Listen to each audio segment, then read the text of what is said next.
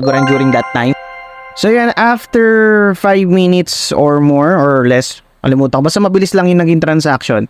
Ayan, napasa na natin yung pera natin from Maya to Binance through cryptocurrency or Algorand. So, tuturuan ko kayo sa video na to kung paano magpasa ng pera nyo papuntang Binance galing Maya gamit cryptocurrency. So, kung wala ka pang Binance at Maya account, check mo yung link sa description at comment section. Tara!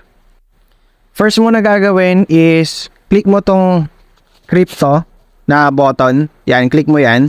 Then, mapupunta ka dito sa portfolio mo sa crypto, sa Maya. So, ang gagawin mo, click mo tong buy crypto sa taas. Click mo yung buy crypto.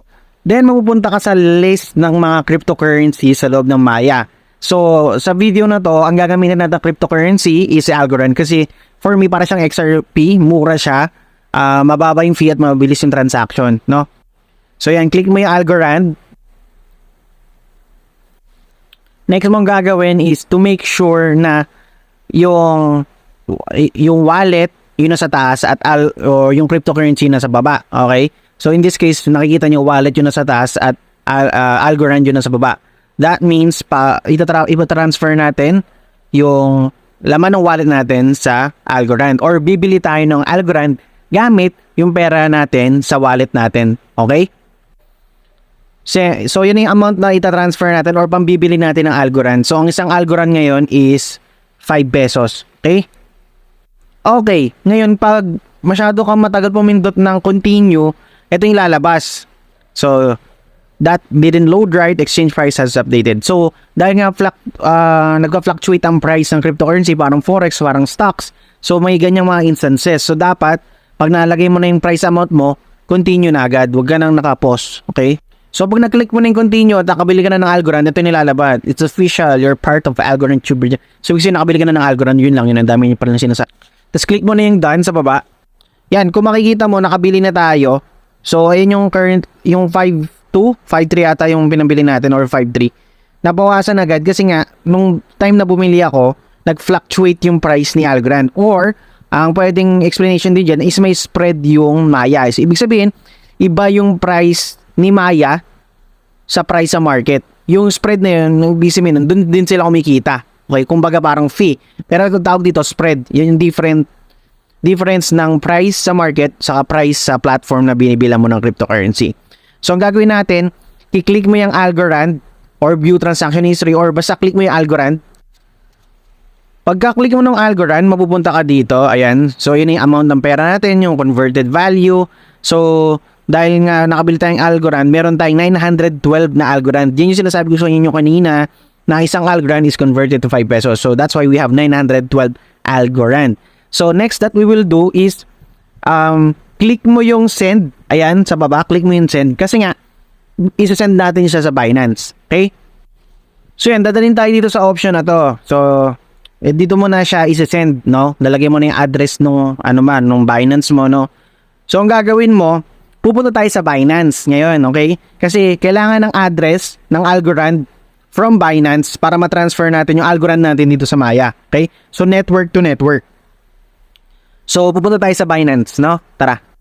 So, yan. Kung meron ka ng Binance or bago ka sa Binance, ito yung homepage ni Binance, no?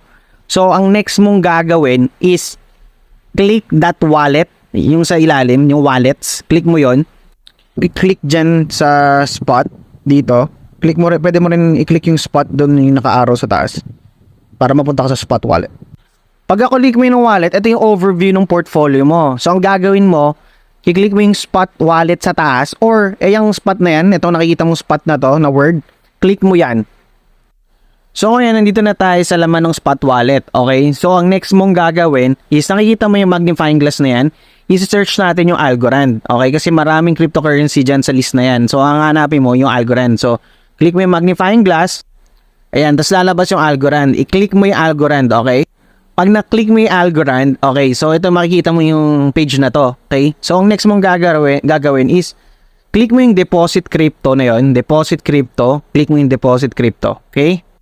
Ngayon, papapaliin ka ng network, dahil Algorand ang pinili mo, yan, so Algorand network, so click mo yung Algorand.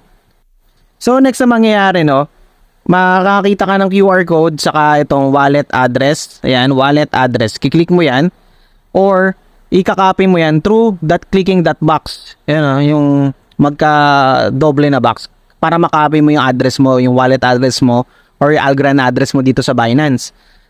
Okay? So yung makikita mo, wallet address copied, no? So yan, dahil na-copy mo na, babalik na tayo sa Maya. Okay, nandito na ulit tayo sa Maya. So, ang gagawin mo ulit, kiklik mo yung Algorand or hanapin mo yung Algorand, okay? O yan, sa naalala mo kanina tong page na to. So, ang gagawin mo, yung na-copy mo sa Binance na wallet address, ipipaste mo dyan sa enter algo address, okay? So, once na naka-paste na yung address, okay, ang next mong gagawin is lalagay mo yung exact amount. Kung lahat ba, okay, kung kalahati lang ba ng pera mo sa Algorand or kalahati ng Algorand mo dito sa crypto wallet mo sa Maya. So yan, papipiliin ka. 25% ba yung papasa mo? 50%, 75%?